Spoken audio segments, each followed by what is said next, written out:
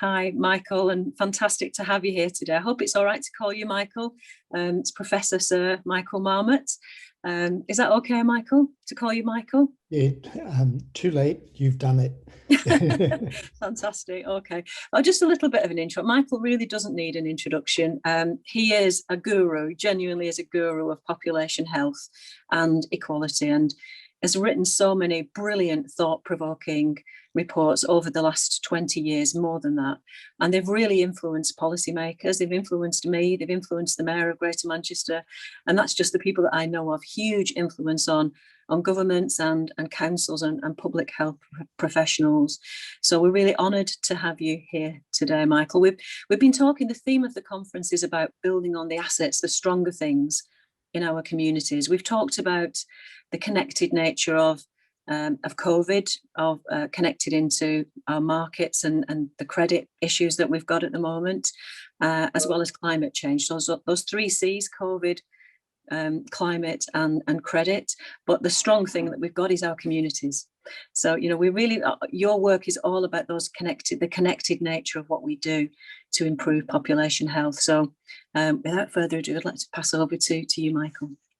Well, thank you. And local government is absolutely vital to me. Let me say right at the beginning, when people ask me what happened with your 2010 report, is anybody doing anything about it? And they're thinking about central government when they ask that question.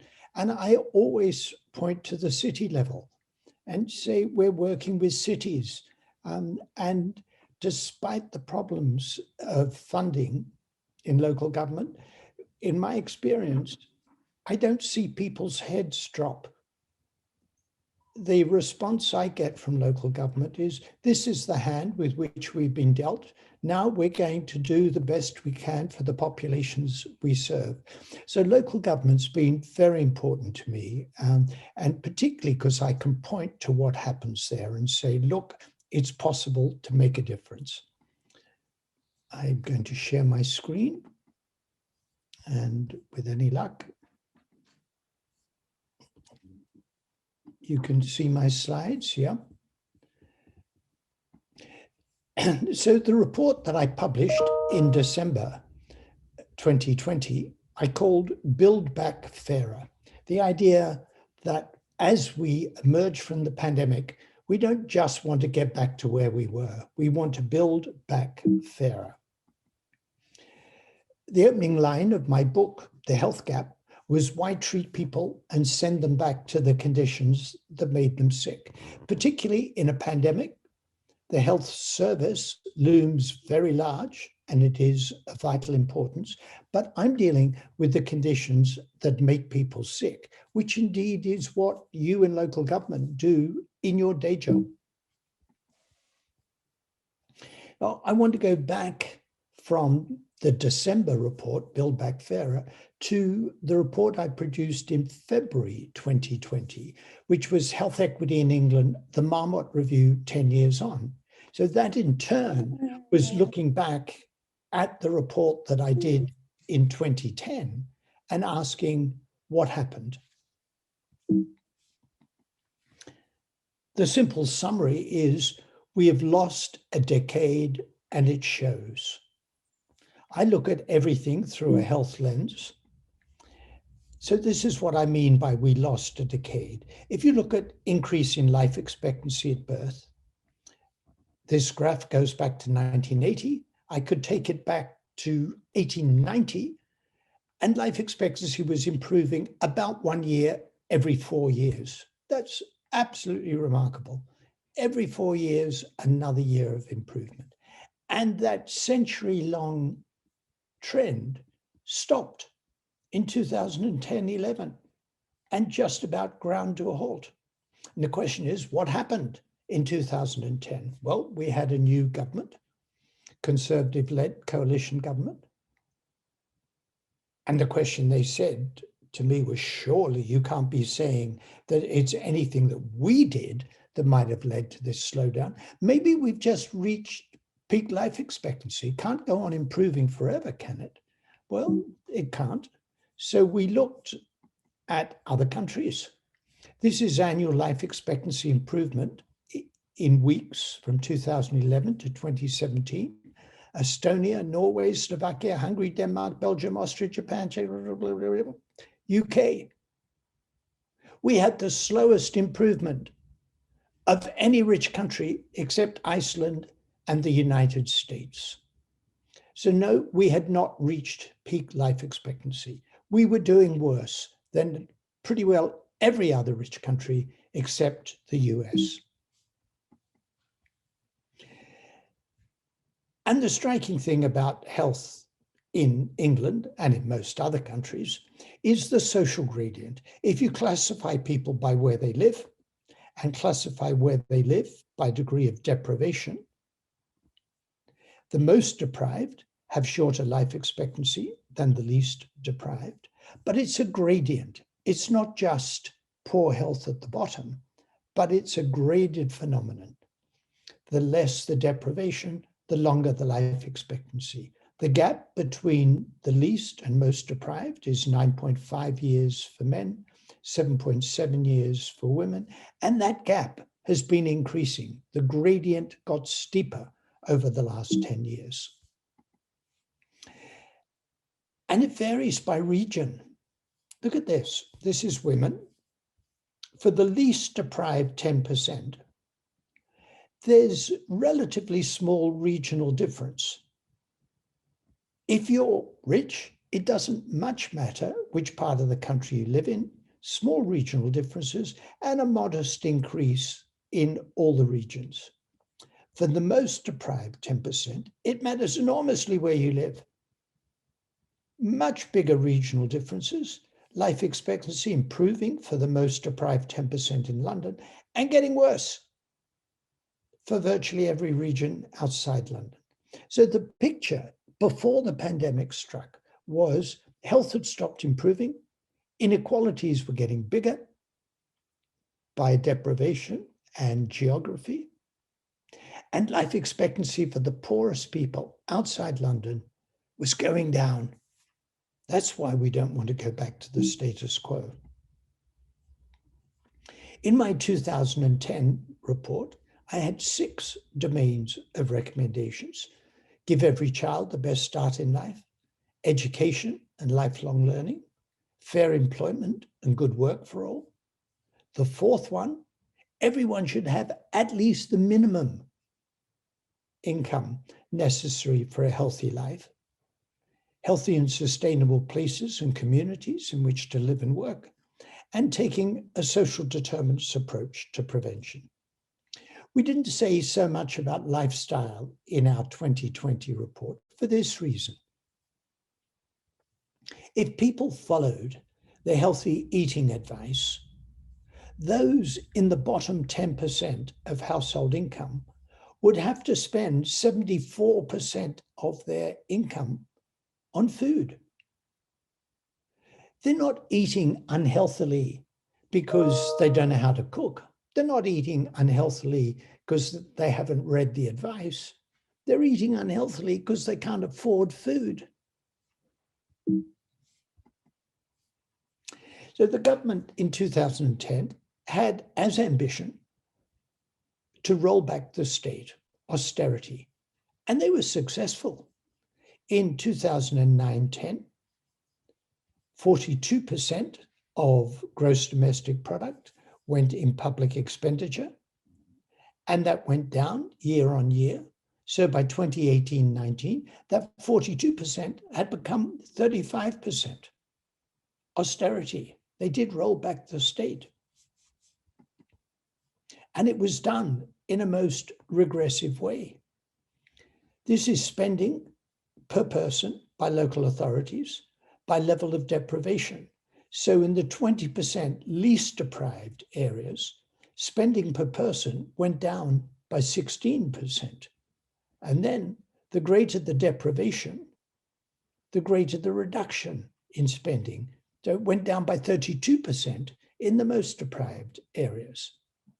In my 2010 report, I coined the awkward phrase proportionate universalism. I said we want universalist policies with effort proportionate to need. What we got was effort inversely proportionate to need. The greater the deprivation, the greater the need, the greater the need, the greater the reduction in spending. Adult social care went down by 3% in the least deprived, went down by 16% in the most deprived. So this austerity was implemented in a most regressive way. And the policy didn't work in its own terms. Wage growth in the UK, 2007 to 2018, was negative. The only countries that did worse than us were Mexico and Greece. Portugal and Italy, similarly bad. And then all these other countries had an increase in wage growth. So the policy didn't work in its own terms. This havoc wreaked upon the country in the name of restoration of economic growth, and it didn't work.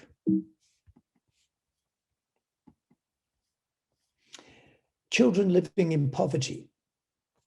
In 2010-11, 18% of children were in poverty. Poverty is a relative measure. It's less than 60% median income. After housing costs, that 18% becomes 27%. And it went up to 30%. If we look by what happened to the taxes and benefits by income, so these are the changes the Chancellor made to tax and benefits from May 2015 to June 2017, and the long run impact. If we look at working age families with children, for the most deprived 10%, as a result of changes to the tax and benefit system, income would go down by 15%. In the next 10%, it would go down by 12%, and then by 9%. The richer you are, the less the reduction as a result of the changes the Chancellor made. I showed a version of this graph to a former minister in the government and said, your government's policy was to make poor people poorer. And he looked uncomfortable and he said, well, maybe it wasn't our explicit policy. I said, they're very clever people in Her Majesty's Treasury. They must have told the Chancellor this was the effect of his policies, and he did it anyway. And cuts to adolescent services, which were part of the cuts to local government. Perhaps they played a role in this. After a small dip, violence increased, and it increased the most in the most deprived areas. Least deprived, most deprived, there's the gradient, and the increase in violent crime. So then, I didn't wait 10 years to do a 10 years on report. After 10 months, I thought it was important because of the pandemic and the social and economic problems caused by lockdown. And the pandemic exposed the underlying inequalities in society and amplified them. Here's the social gradient in all-cause mortality, which is what I showed you before. And the pale is COVID-19 mortality. The gradient for COVID-19 mortality is almost exactly parallel to the gradient for all-cause mortality. It means the causes of inequalities in health more generally overlap considerably with the causes of COVID-19 inequalities. Now, there's a bit of excess here at the bottom, which we think is exposure in frontline occupations and living in overcrowded, possibly multi-generational households. That was men, this is women, same picture. And then we look at ethnic groups, what the Office for National Statistics classifies as Black African and Black Caribbean, big excess. And then this is the excess after taking account of geography, where people live, which of course is linked to deprivation. And then the dark green is other socioeconomic characteristics. So you can see much of the excess, not all, but much of the excess in Black African and Black Caribbean, I'll come back to Bangladeshi in a moment, is linked to deprivation and other socioeconomic characteristics. Interestingly, prior health conditions don't seem to explain much of it. In Bangladeshi and Pakistani, you see the big contribution, likewise, of geography and socioeconomic characteristics. But in these two groups, prior ill health does seem to make a contribution to the excess. When I was asked on the BBC what I thought about these figures for different ethnic groups, I followed a minister who said, oh, he's terribly concerned and people should wash their hands and practice social distancing. And I was asked, what did I think? I said, that's very good advice. And we should deal with structural racism. But what should we do tomorrow? Tomorrow, we should start dealing with structural racism.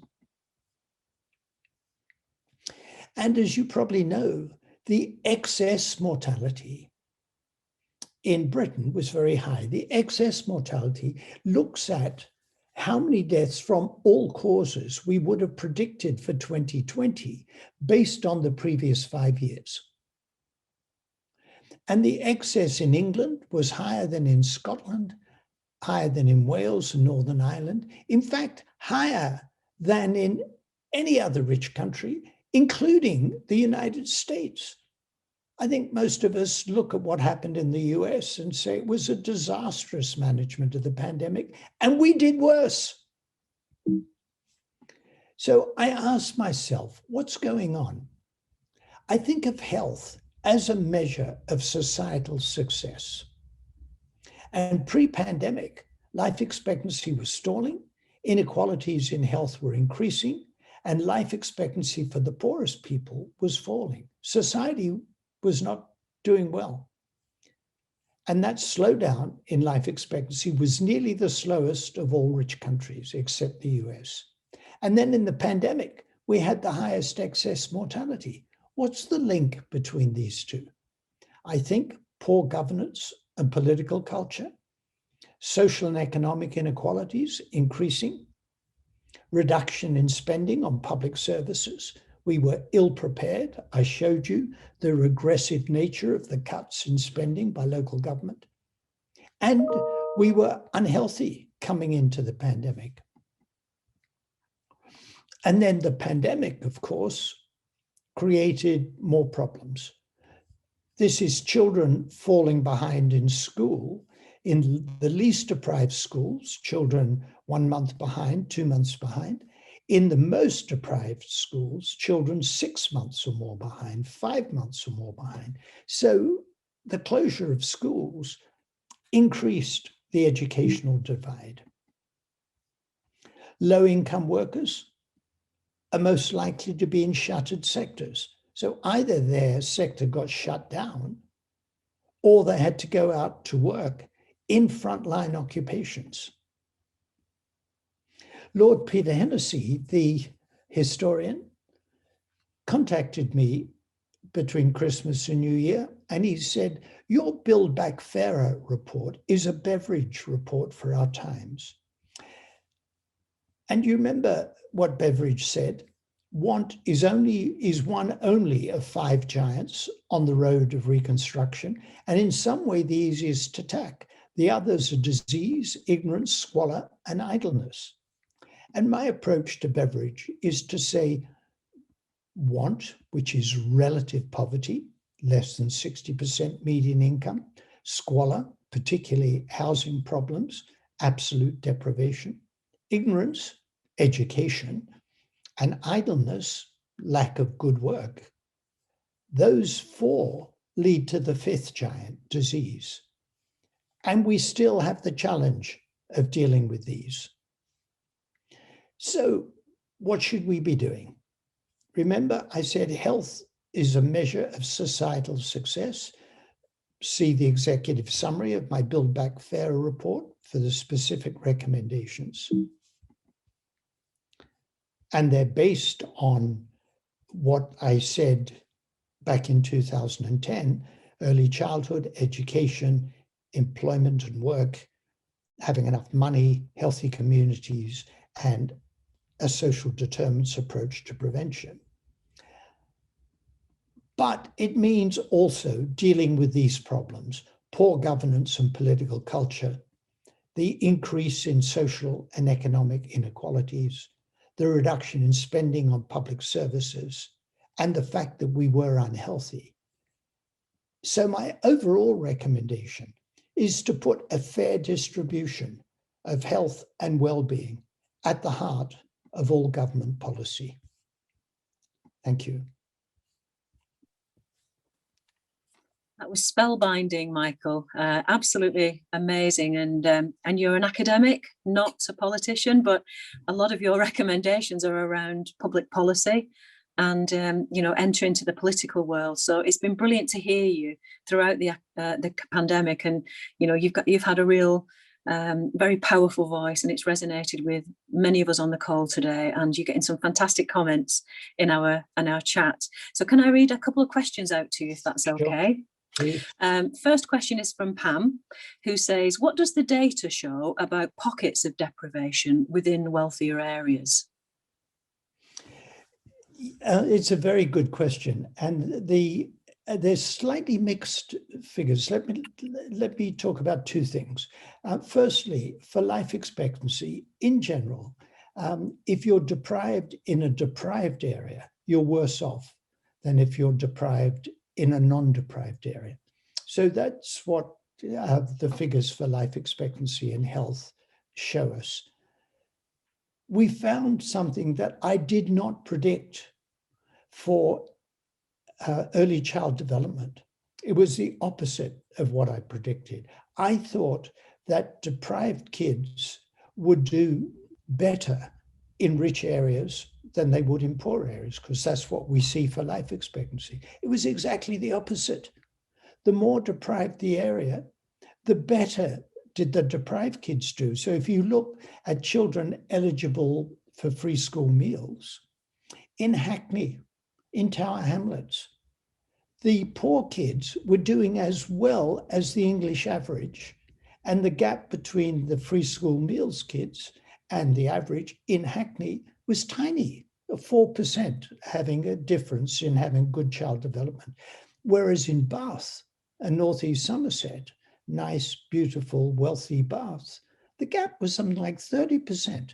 The poor kids did really poorly in rich areas and did much better in poor areas. Really interesting. And when I put this to an education expert, she said, of course, I could have told you that. Well, I got it wrong. I'm pleased you got it right, because I predicted the opposite. No, she said, the teachers somehow miss the poor kids in the rich areas. It's tough being a poor kid if everybody else is middle class. But in Hackney, where there are so many poor kids, there's a lot of gentrification in Hackney as well, we know. But in East London, where there's a lot of poor kids, the teachers focus on them. That it makes a real difference, and they don't feel like there's something wrong with them.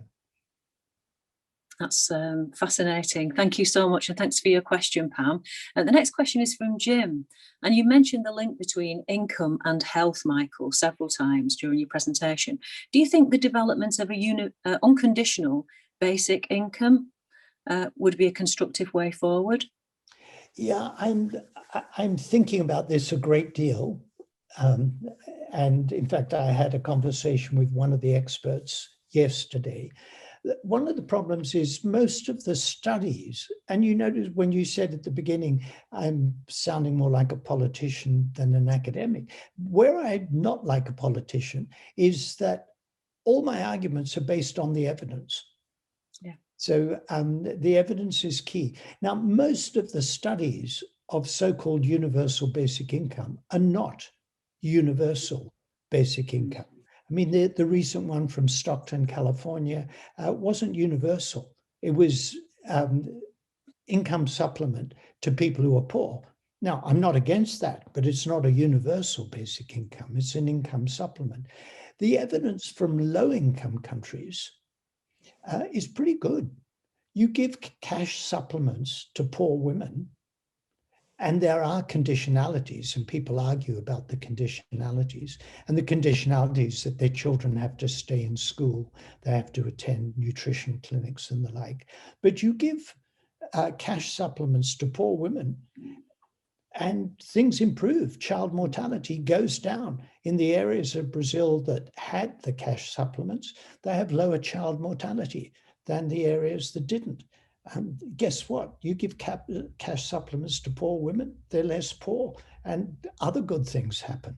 So cash supplements are one way of dealing with the fact that people don't have enough money to pay rent, to heat their dwellings, and to eat good food and buy children new shoes when they need it.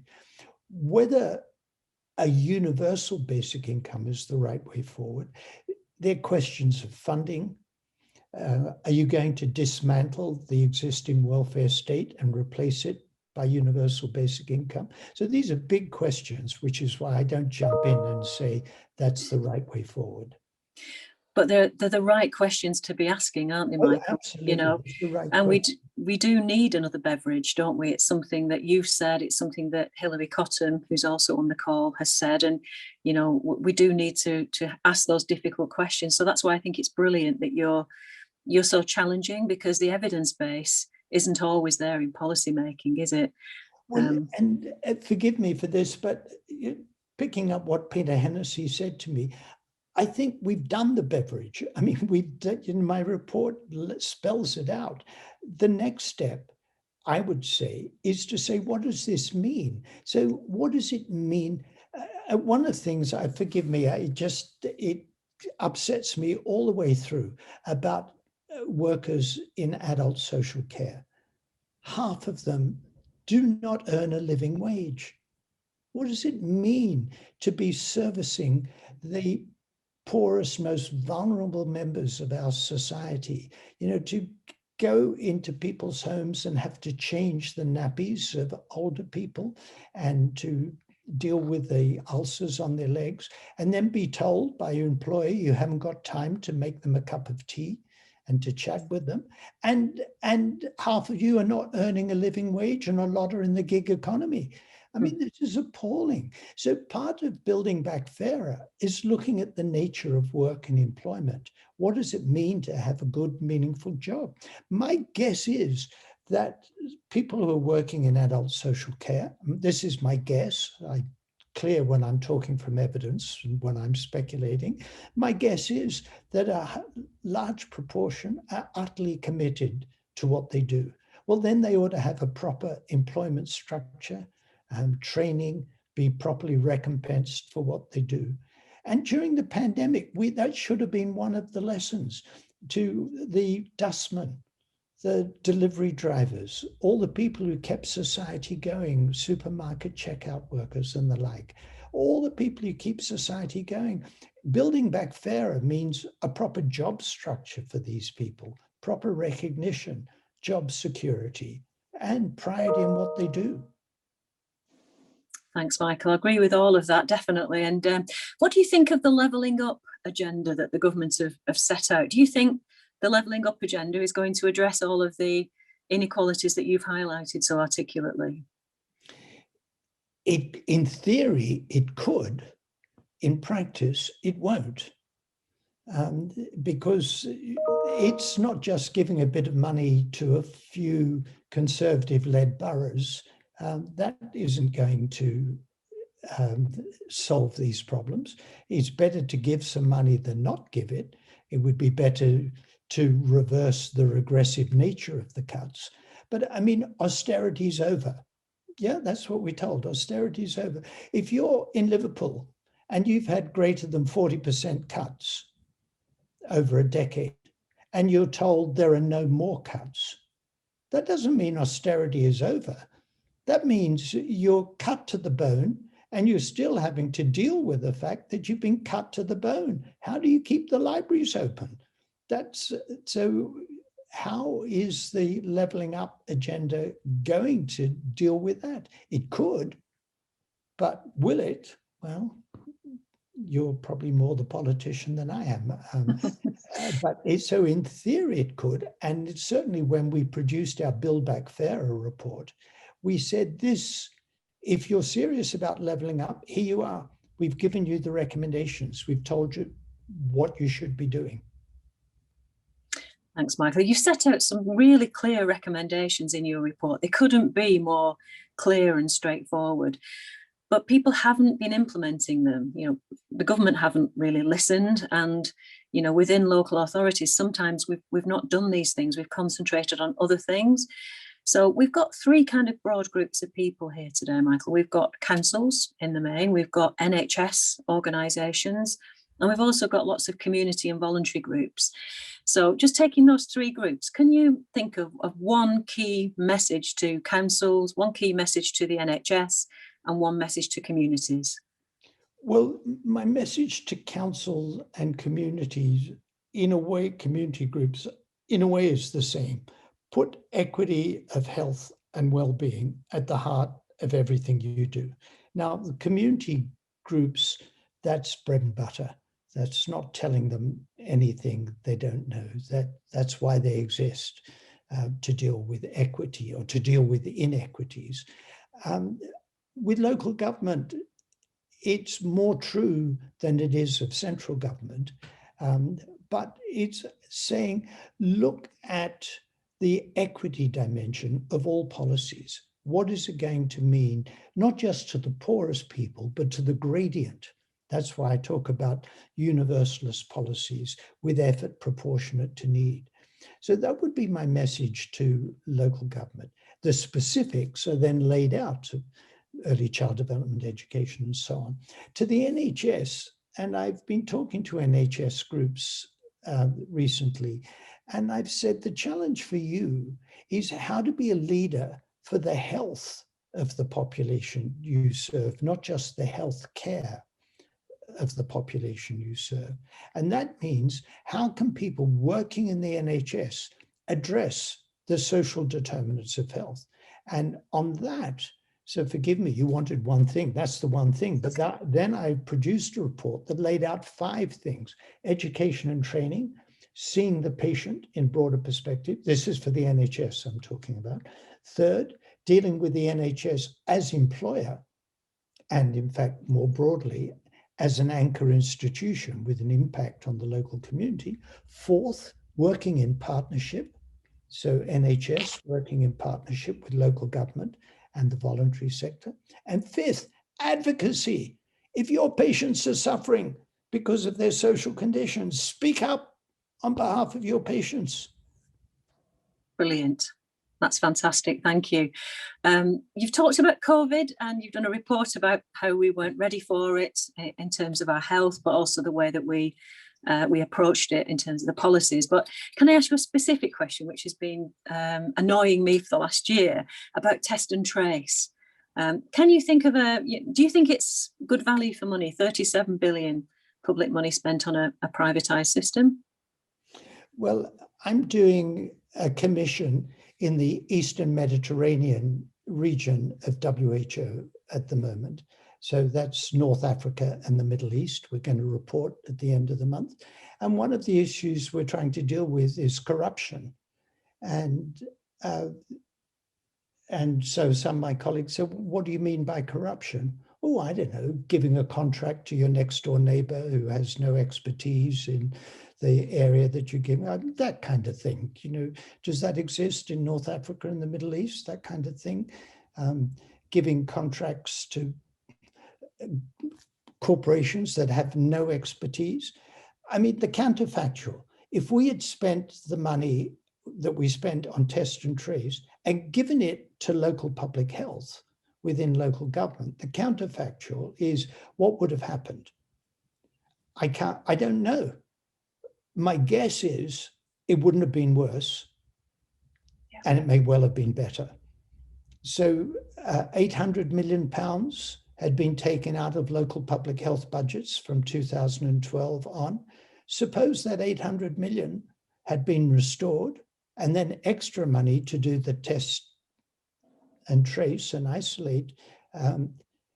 My guess is it would have been done better. I mean, look at the brilliant way the NHS handled immunization, is handling immunization.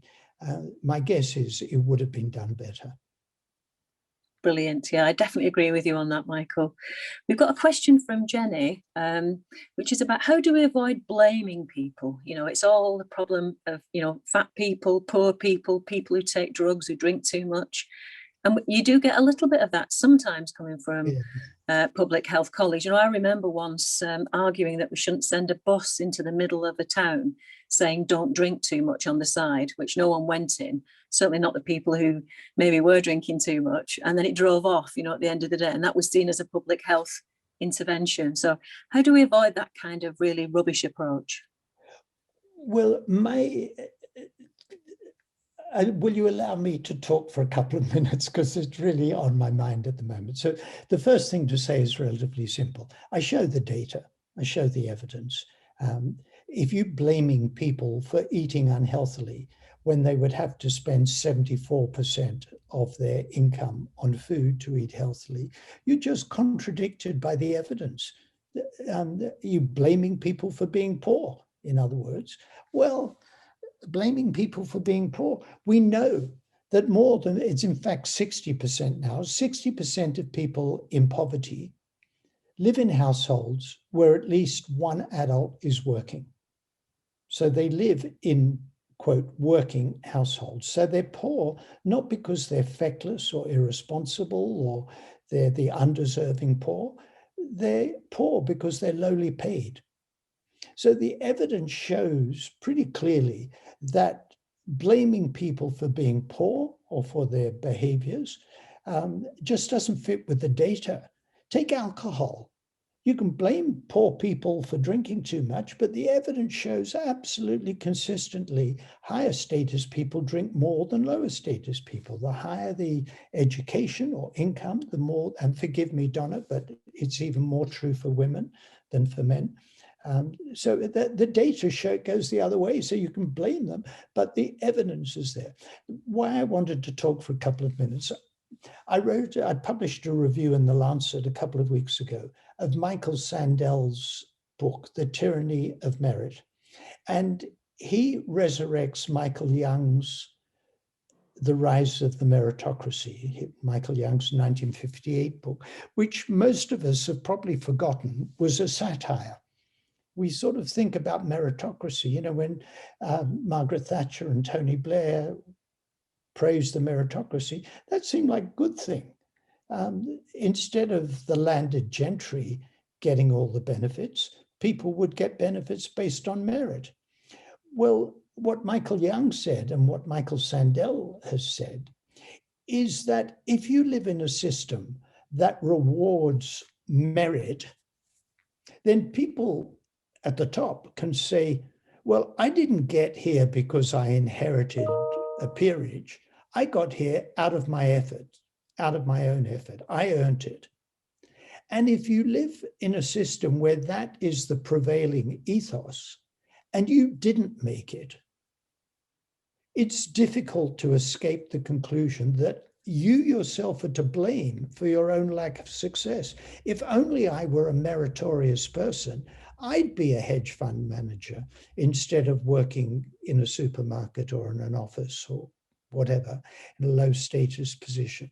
So it's a very dangerous notion, the idea that the rich people, the successful people were merited and the rest of us weren't, not meritorious. And in fact, those rich people, the successful ones, where did their intelligence and capacity for hard work come from? It came from their environment. It wasn't their own merit at all. It was the luck of the draw that they happened to get born into a more favorable environment. So it wasn't their own merit at all. So if we've bought into a whole system that says if you went to a good university and you became successful, you're right to be rewarded. And if you didn't do any of those things, you've only got yourself to blame. And then other people come along and blame you as well. It's a terrible state of affairs. Building Back Fairer has got to reverse that. has got to recognize that those care workers that really upset me because they're so poorly treated are very valuable members of society. They may not have gone to university. That doesn't matter. They're playing an important role in society. They ought to have job satisfaction because they know what an important role they're playing, and all the people who keep our society running. So I think it's not just, we mustn't blame people for their poverty, but we've got to move away from the culture that invites people to blame themselves for their situation, when in fact we can create the conditions for everybody to lead lives of dignity. That's fantastic. I feel like cheering, Michael. And you're going down a storm. You're going down a storm on the chat. We've got people saying you should be the Prime Minister. Somebody said you should be the King. So that would be great. But I mean, I still can't get around, why don't politicians listen to this? This is so compelling, purely evidential. It's not, you've not got an axe to grind. It's you're looking at what works and what will reset our health and our whole society. I just can't understand why people don't listen to it. Well, some do. I guess some politicians have other priorities. I mean, if rolling back the state and austerity, giving contracts to your friends, I don't know, the other priorities. And I find a difference. I'm really struck, and I learned a lot from this. Amartya Sen, Nobel Prize-winning economist and philosopher, has had a big influence on me. I know him reasonably well, and I had a big influence. When he writes, he's very respectful to people he disagrees with, who are themselves people of good faith. So, for example, Robert Nozick, a libertarian philosopher at Harvard, Amartya Sen disagrees with him probably on everything, but he writes in a very respectful way about Nozick's libertarianism, because Nozick is somebody of good faith. Well, I don't know, but presumably. That's quite different from being a liar. So if you're lying about what you do and you pretend that you've got the well-being of the population at heart, but you haven't, you're really doing it for different reasons. That's very different. So when you say, why don't politicians listen? Well, there are left-right differences on what constitutes the good society and where the dividing line should be between individual liberty and social action. And these are very important debates, and we can have those debates. What we can't do is have those debates with people of bad faith who pretend to believe one thing when in fact they believe something different. And that, I think, is part of the issue. Yeah, I know definitely where you're coming from with that. So we're hopeful people at New Local, Michael, and we really want people to embrace this agenda as part of it. We want the people to join our network and really push the Marmot principles. We really believe in what you've said over the years, and but you've obviously got the Marmot City concept that's spreading, isn't it? And obviously it started in Coventry. Can you tell us a little bit about that? Well, and I was surprised, I have to say. I was surprised, and my wife was concerned that Coventry declared itself a Marmot City. She said, couldn't you get them to give it some other name, Smith or something? And so what Coventry did, not at my urging, I mean, I went to Coventry and talked to them, but I didn't urge them to become a Marmot City. But they took my 2010 report and said, we can implement this. Early child development, yep, we can do this. Education, yep, we can improve education. Employment and working conditions, well, we could deal with NEET, not in employment, education, or training. Minimum wage, we could encourage our employers to pay a living wage. Community, well, that's our bread and butter. Improving community, housing, transport, amenities, that's what we do. So they took my report and said, we can do this. And that's the way we'll create a better society. And they got the firefighters. I went to, it was the most exciting day of my life. I was driven to the station in a big red fire engine. But the West Midlands Fire Service, they bought Marmot principles. They invited me to spend a day with them. They said, we'll organize it around your diary. Any day you can spare us, we're going to organize a meeting. Come to see what we're doing. And the firefighters were getting involved in helping older people, helping younger people, the kids, taking them off on outward bound type adventure things, and the firefighters getting involved in the community. So they got the police and the firefighters and local government and voluntary sector. And then I went to Manchester and talked to Andy Burnham. And Andy Burnham had been Secretary of State for Health at the time when I delivered the original Marmot Review. And he said that his biggest disappointment in government was that they weren't there long enough to implement my 2010 review. He said, but we'll do it in Greater Manchester. So we'll be a Marmot region. And he is doing that, which is brilliant, isn't it? He really is doing it. So, you know, you've left this huge legacy, but the most important thing is we need to implement your recommendations at scale, at pace, with communities at the heart. You know, we need to put community power into our integrated care systems. You know, we've got real opportunity to do this. Yeah. So, you know, we're really pushing today that all places are going to be embracing your principles. And can I thank you so much from the heart, Michael? You've been an absolute outstanding inspiration to us all today. And you are wonderful. Thank you so much for coming to our Stronger Things. And I'd like to hand over now to Dr. Adam Lent. Thank you. My pleasure. Thank you. Thank you. Thank you. Thank you so much, both. Absolutely brilliant session. I mean, what more can I say? How do I follow that? Really, really excellent. So insightful. And, you know, I think the thing that really strikes me about Sir Michael is he's so passionate about the issue, but it's all backed up by data and evidence. You know, it's so powerful.